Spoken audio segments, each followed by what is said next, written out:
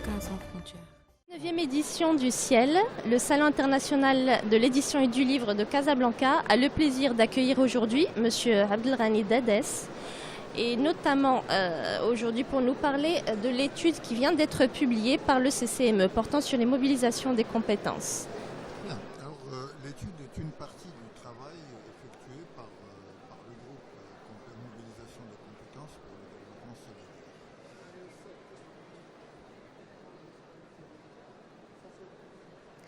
La 19e édition du Ciel de Casablanca, le Salon international de l'édition et du livre, et notamment le pavillon du CCME au sein du Ciel, a l'occasion d'accueillir aujourd'hui M. Abdelghani Dadès, membre du CCME et notamment du groupe de travail compétences scientifiques et techniques à l'étranger pour le développement solidaire. Monsieur Dadès, pouvez-vous vous présenter, s'il vous plaît, notamment en citant vos fonctions dans votre pays de résidence, votre relation avec le Maroc, etc. Je réside au Canada, je suis marocain, voilà, la relation est entièrement dite dans ces deux idées. Très bien. Pouvez-vous nous parler de l'étude qui vient d'être publiée aujourd'hui concernant la mobilisation des compétences, dont le titre exact est « Les politiques de mobilisation des compétences, l'urgence d'une politique rénovée ». D'où vient cette urgence ? D'où vient cette urgence ? D'abord, il faut préciser que le travail qui a été présenté aujourd'hui n'est qu'une partie des tâches accomplies au cours de ces dernières années par le groupe de travail. Après de multiples débats sur la question, il s'est avéré utile, sinon nécessaire et incontournable, que l'on sache exactement ce qu'il est advenu des programmes antérieurs pour la mobilisation des compétences marocaines à l'étranger. Ce travail n'a pas commencé avec le CCME, il a commencé dans les années 90 avec un programme du PNUD dont une partie s'est trouvée appliquée au Maroc, avec le projet TOCTEM, avec le projet FINCOM et aujourd'hui avec le projet MaghribCom. Ce sont des expériences qui sont intéressantes à plus d'un titre, par leurs résultats d'abord, mais par les enseignements que nous avons pu en tirer. La question de la mobilisation des compétences, pour utiliser le langage des mathématiciens, n'est pas une réalité finie. C'est une réalité qui évolue dans le temps et dans l'espace. Et donc un projet ou un programme valable aujourd'hui ou une politique peut donner d'excellents résultats dans des conditions précises et peut s'avérer insuffisant par la suite et nécessite une rénovation, nécessite d'être repensé. C'est dans ce cadre que tout le travail du groupe a été effectué. Après, bien sûr, un certain nombre de débats sur les définitions. Quelles compétences mobiliser, à quel niveau. Et donc, on a abouti à la nécessité d'élargir la notion de compétence jusqu'à l'expertise et toujours considérer que la mobilisation d'une compétence devait répondre précisément à un besoin du tissu économique, du tissu productif ou du tissu social marocain. Parce qu'il est inutile de mobiliser des gens dont l'action ici ne contribue pas réellement à un programme ou à une politique. Donc, sur ce, nous avons aussi réfléchi au fait qu'est-ce qui doit être mobile, qu'est-ce qui doit être transféré, la personne ou la compétence. Là, ce sont des questions auxquelles il n'a jamais été répondu. Après cet exercice, disons, sémantique, nous sommes passés c'est une des prérogatives du Conseil, à l'évaluation des politiques antérieures. Parce que pour agir, il faut connaître, il faut être en mesure de capitaliser le passé, les réalisations du passé.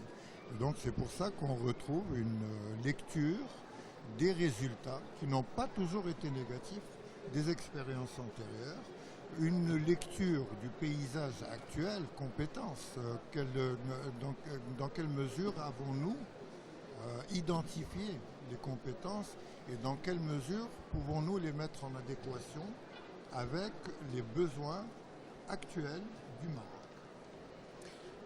Je pense qu'un des termes qui a été cité ce matin, peut-être le plus approprié, il s'agit notamment du terme cartographie. Je pense qu'une cartographie des besoins pourrait être identifiée ou établie, ainsi qu'une cartographie notamment des compétences marocaines à l'étranger. Qu'en pensez-vous? Oui. Cartographie, photographie, peu importe.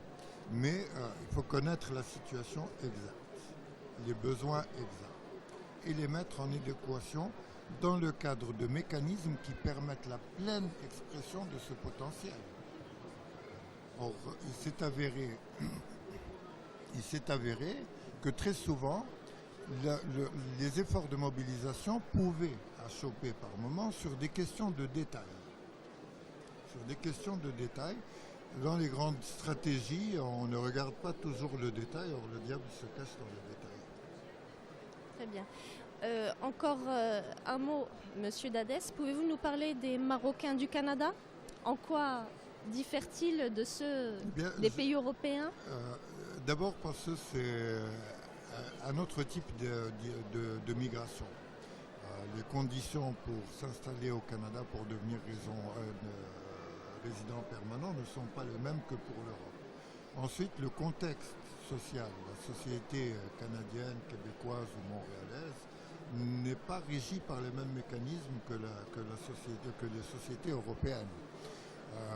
Par exemple, en France, il existe un modèle républicain de citoyenneté auquel vous êtes tenu d'adhérer si vous voulez vous intégrer. En Amérique du Nord, vous venez avec votre patrimoine culturel, avec votre génie, et vous déterminez vous-même les moyens de mettre ces capacités au service de la collectivité. On part déjà vers l'Amérique du Nord avec un bagage autrement plus conséquent que dans les flux traditionnels vers l'Europe.